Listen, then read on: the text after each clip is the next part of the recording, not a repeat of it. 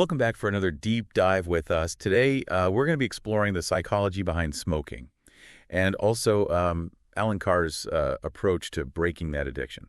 You might know his book, The Easy Way to Stop Smoking. And we're going to be looking at excerpts from that book to kind of get a sense of why people smoke, why it is that those traditional methods of just using willpower often fall short, and how Carr's method really tackles the root of the problem. It's all about understanding the mental game of smoking. Yeah, Carr really flips the script on how we view addiction. He sees smoking not as a pleasurable choice, but as a trap, like a cleverly disguised trap. It's like a trap. That sounds kind of dramatic. It might sound a bit dramatic at first, but Carr argues that, all these societal influences and all this marketing that we're exposed to plays a huge role in getting people hooked. I mean, think about it. We see adults smoking. They warn us it's bad. But we still kind of assume that they must get some enjoyment out of it. And that perception of pleasure, even if it's mixed with warnings, is kind of how the cycle begins. So it's not just about the nicotine itself. It's like this whole web of perceptions and influences. Exactly. And here's where it gets really interesting. Carr argues that those initial withdrawal pangs from nicotine are so subtle that most smokers don't even realize they're addicted. They just think it's a habit, a choice that they're making.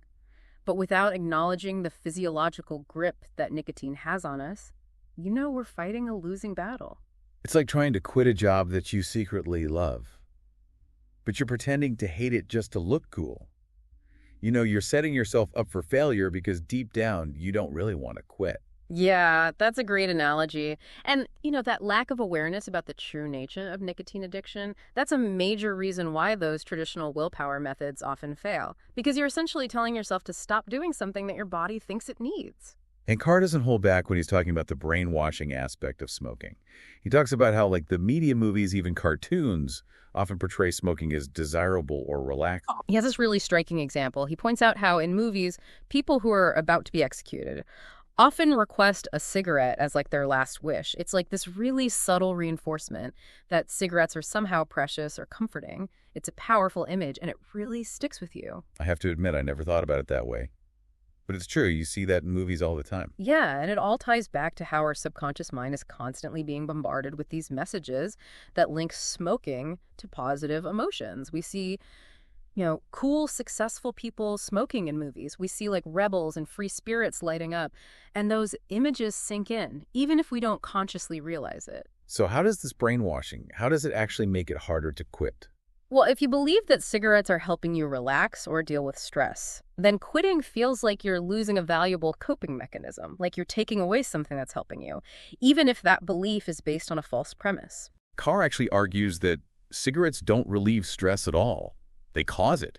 It's just that we're so used to that cycle of tension and relief that we don't see it for what it is. He uses a simple analogy, that a smoker gets stressed when they can't smoke. And that stress isn't coming from some external source. It's coming from the lack of nicotine. The cigarette itself is creating the problem it then pretends to solve. So in a way, we're tricking ourselves into thinking we need cigarettes to function. It's pretty messed up when you think about it. Yeah, and that feeds into another myth that Carr debunks. That idea that quitting leaves this huge void in your life. He says that's just the brainwashing talking, making you fear what you'll be missing out on. He uses this great analogy about a constantly reappearing sore and a magical ointment that only masks the pain. So smoking is like that ointment. It provides temporary relief from a problem it created in the first place. Yeah, that's a really powerful image. It helps us understand that true enjoyment comes from breaking free from the cycle, not clinging to that illusion of relief that smoking provides. So it's like you said before, it's about escaping the trap. So if willpower alone isn't the answer, what does Carr think about those traditional, those grit your teeth and bear it methods? He's very critical of them. He believes that those approaches set smokers up for failure because they focus on deprivation. You're constantly battling these cravings, feeling like you're missing out on something. It's no wonder that so many people struggle with those methods. Which is why so many people try to cut down instead of quitting cold turkey. Yeah. I figure it'll be easier to kind of wean themselves off gradually. Exactly. And Carr has strong opinions about that too. He believes that cutting down is even more torturous because it keeps that illusion of enjoyment alive. You're prolonging the struggle, not actually addressing the core issue. It's like trying to get over a breakup by only seeing your ex on weekends. You're just keeping those feelings alive. Yeah. And making it harder to move on. Yeah, that's a great way to put it. It highlights the fact that even those casual smokers, The ones who think they're in control can be really deeply caught in this trap. Carr argues that those casual smokers often underestimate their dependence on nicotine. He mentions the irony of someone bragging about going a week without cigarettes. They're unconsciously revealing their reliance on it, even as they're trying to downplay it. It's subtle, but it's important. You know that casual smoking can be even more insidious because it masks the true extent of the addiction. And then there's the whole world of secret smokers, the ones who hide their habit from friends, family, even themselves. I can't imagine the mental gymnastics involved in living like that. Carr actually used to be a secret smoker himself, and he uses his own personal experience, and he uses this analogy of the TV detective Columbo, always just one step behind, to illustrate the guilt, the fear, and the self-deception involved. I remember Columbo, always so rumpled, seemingly bumbling, but he always got his man in the end. Exactly, and that's how Carr describes the mental game of a secret smoker. You're constantly trying to stay ahead of the game, hiding your habit, making excuses. It's exhausting and takes a real toll on your mental well-being. It's crazy how smoking can drive us to act in ways that we wouldn't normally consider. It really does feel like your brain is hijacked. And the damage goes far beyond just the obvious risks, like lung cancer. Carr believes that smoking impacts our health in ways that we don't always see, or connect to the habit. Like what? Give us some examples. Well, he talks about his own experiences with things like varicose veins and poor circulation, things he didn't even realize were related to smoking until after he quit. He also shares this really powerful anecdote about how the color and consistency of his blood actually changed after quitting. It was a very visceral reminder of the damage that smoking was doing on a cellular level. That must have been a real wake-up call. It's a good reminder that the body's ability to recover is pretty amazing when we remove the source of the problem. It certainly is. And it highlights the importance of understanding the full scope of smoking's impact. You know, it's not just about the big, scary diseases. It's about the daily wear and tear on your body, the subtle ways that it robs you of your vitality. So we've talked about the trap, the brainwashing, the myths. But how does Carr's easy method actually help people break free from all of that? Well, the key is what he calls mental reframing. You know, instead of focusing on deprivation and willpower, he encourages smokers to see themselves as non-smokers from the moment they decide to quit. So it's not just about changing your behavior, it's about changing your identity. You're not a smoker trying to quit. You're a non-smoker right from the start. Precisely. It's a very subtle shift in perspective, but it's incredibly powerful. You know, instead of feeling like you're giving something up, you're embracing a new, healthier version of yourself. And he's not a fan of substitutes like patches or gum, is he? I always wondered if those things actually work. Carr believes that they actually prolong that psychological dependence on nicotine. You're still feeding the addiction, even if it's in a supposedly safer form. It's like those magical ointments we talked about before. They might mask the problem temporarily, but they don't address the root cause. Exactly. They keep the smoker in that state of craving and dependency, preventing them from experiencing the true freedom of being a non-smoker. Okay, so let's say you've decided to quit. You're mentally reframing yourself as a non-smoker. You're ditching the substitutes. How do you actually deal with those inevitable cravings and temptations? Because let's face it, they're going to come. This is where Carr's method gets really interesting. He doesn't tell you to fight the cravings or try to ignore them. He actually encourages you to embrace them. Embrace them. Really, that sounds completely counterintuitive. Why would you want to lean into those cravings? It's all about changing your perception of what those cravings mean. Carr argues that every craving you experience is actually a sign that the nicotine addiction is weakening its grip on you. So instead of seeing it as a failure, you're seeing it as a victory in progress. Exactly. Each time you resist a craving, you're essentially starving the addiction. You're reinforcing your brain's new pathways, the ones that don't rely on nicotine to feel good. Okay, I'm starting to see how this mental reframing thing works. It's about taking something that feels really negative, like those cravings, and turning it into a positive sign of progress. You know, Carr talks about how traditional methods make you feel like you're constantly climbing Mount Everest. You're battling these huge cravings, you're feeling deprived and miserable, and it's no wonder that so many people give up. His method, on the other hand, aims to make the process almost effortless. But wouldn't that be ignoring the real physiological struggle of overcoming nicotine addiction? It's not about ignoring the struggle, it's about changing your relationship to it. Instead of seeing yourself as a victim of your cravings, you're seeing yourself as someone who is in control, someone who is actively choosing to be free from nicotine. And Carr also has a very strong warning about even a single puff after quitting, doesn't he? He does. He's adamant that even one puff can reignite the addiction and undermine all the progress that you've made. It's that just one puff fallacy? Why is that so dangerous? Because it reminds the brain of the so-called pleasures of smoking. It reawakens those neural pathways and makes it so much easier to slip back into old habits. It's like finally getting out of a toxic relationship and then deciding to go on just one date with your ex. It's rarely a good idea. That's a perfect analogy. It highlights the fact that addiction isn't a rational choice. It's an emotional, physiological pull that can be really hard to resist, especially when we're feeling vulnerable. So Carr's advice is clear. Don't give in, even for a moment. Stay committed to your identity as a non-smoker and trust that those cravings will eventually fade away. Okay, so let's say you've used Carr's method. You've quit smoking. You've resisted the cravings. What kind of long-term benefits did he personally experience after he finally broke free? He describes the transformations as remarkable. He talks about this unexpected surge in energy and this incredible feeling of taking back control of his life. But was it actually easy? Did he experience any difficulties? He says that after that initial mental shift, the physical withdrawal was surprisingly manageable, and the benefits that he experienced far outweighed any temporary discomfort. He was able to run, exercise, and swim at an age he never thought possible. It's like he unlocked this whole new level of vitality and potential. Makes you wonder what you could achieve if you weren't burdened by the weight of that addiction. Exactly. And that's what Carr wants readers to understand. It's about more than just quitting smoking. It's about reclaiming your life and living it to the fullest. That's a really powerful message.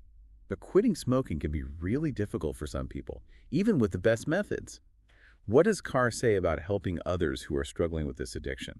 He advocates for a compassionate approach, recognizing that addiction is a complex issue that requires support, not judgment. Which makes a lot of sense. Yes. Especially considering how judgmental people can be towards smokers. People often just assume it's a simple matter of willpower. But as we've discussed, it's so much more complicated than that. There are so many factors at play: the psychology, the physiology, the societal pressures. Carr encourages empathy and understanding, not blame. So instead of shaming someone for smoking, we should be offering support and encouragement. Exactly. We should be helping them understand the true nature of the addiction, the mental traps they might be falling into, and the power that they have to break free. So just to kind of recap Carr's key points, smoking is a trap disguised as pleasure. We're often brainwashed into believing we enjoy it. And willpower methods usually fail because they make us feel deprived instead of empowered. Yeah, and maybe his most crucial point is that quitting can actually be easy and even enjoyable if we just shift our mindset and see ourselves as non-smokers from the get-go. It's all about changing our relationship with smoking, understanding the psychology behind it, reframing our thinking. Instead of dreading quitting, we can embrace it as a liberation. Yeah, exactly. It's about taking back control and realizing that we have everything to gain and nothing to lose by quitting. Speaking of gains, what stands out to you as the most remarkable benefit that Carr experienced after quitting? Aside from the obvious health improvements, what really struck me was that unexpected surge of energy that he described. It's like quitting smoking unlocked this hidden vitality within him. It's almost as if smoking was suppressing his true potential all along. That's really interesting, and it really ties into Carr's central argument about the deceptive nature of smoking. We often associate smoking with relaxation or stress relief, but in reality, it's creating the very problems that it claims to solve. So when you remove smoking from the equation, you're not just eliminating a bad habit, you're removing an obstacle that's been holding you back. It's like taking off this heavy backpack that you didn't even realize you were carrying. Suddenly you move more freely, breathe more deeply, and experience the world with a renewed sense of energy and clarity. Exactly. And that's what Carr really wants readers to understand. It's not just about avoiding those negative consequences. It's about opening yourself up to a world of positive possibilities. It's about reclaiming your health, your freedom, and your vitality. It's about becoming the best version of yourself. Well said. This deep dive has certainly given me a new perspective on smoking and addiction. What stands out to you as the most important takeaway from Carr's method? Honestly, what I find most compelling is how he reframes the entire quitting process. He doesn't dwell on the negatives, the sacrifices, or the cravings. Instead, he focuses on the positives, the freedom, the energy, the control that you gain back. He's basically turning quitting into a reward instead of a punishment. You know what's fascinating is how that reframing taps into the psychology of motivation, by emphasizing those positive aspects of quitting. Carr helps smokers shift their focus away from what they're losing and toward what they're gaining. It's this subtle but really powerful shift in perspective that can make a huge difference. He's flipping the script right. Instead of feeling deprived, you feel empowered. And by understanding the psychology behind the addiction, recognizing those cravings as signs of progress, you can break free from that mental trap. It all comes down to challenging those deeply ingrained beliefs that we have about smoking. We've been conditioned to see it as this source of pleasure, a coping mechanism, even like a symbol of coolness. But Carr helps us see through those illusions and recognize smoking for what it truly is, a cleverly designed trap that robs us of our health, our freedom, and our full potential. That's a powerful message. But it also kind of raises an important question.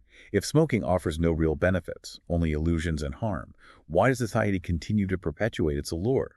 Why are we still drawn to something that's so clearly bad for us? That's a really good question. It's a complex issue, of course, with no easy answers.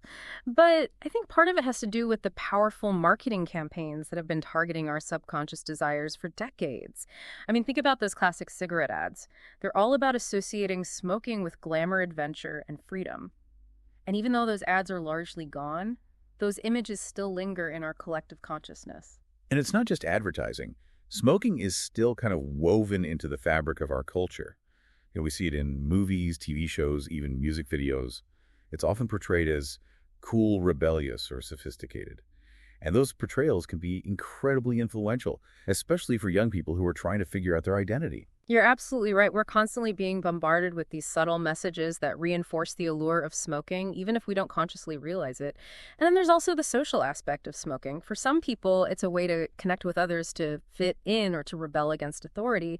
It's really this complex interplay of individual psychology and societal influences. So it's not just about individual choice. There are these larger forces at play that make it harder to break free from this addiction, even when you know it's harming you.